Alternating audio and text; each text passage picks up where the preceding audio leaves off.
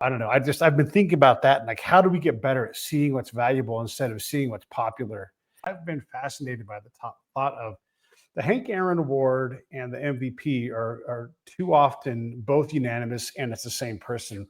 We Right. need to drive a wedge in there. And Pete would say from his looking, because value is traded in game. And so if Shohei Ohtani leads off the game with a home run, that's fantastic. But that value is going to ebb quite often in a game.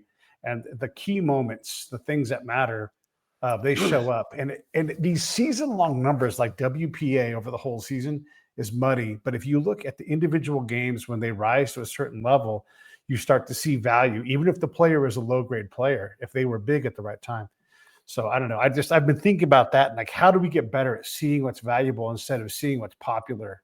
I mean, it drives me crazy that I spent years arguing for looking at wins above replacement, and now that's all they look at. But we have this other cool thing which measures how impactful the guy actually was. That's where the value is, right? Yeah. I don't know who was more valuable, Cal Raleigh or Aaron Judge.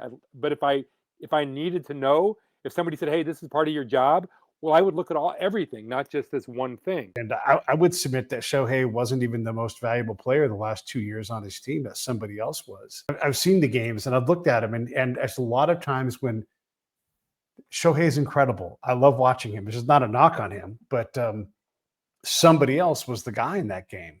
And I would say there's a grade of quality of value. So yes, Shohei hitting a single shot home run during the game is valuable, but when you win 12-2, it's hard to discern who is the most valuable in the game. So there's a distilling of value that has to happen. Right. And when you have a pitcher go 7 innings and allow 1 run, that's among the most valuable things a player can do on a field in a game. Yep. But we don't even, like, Brewers had the best record in the National League and they didn't have anybody who was valuable on that team, apparently. And that's like, come on, man.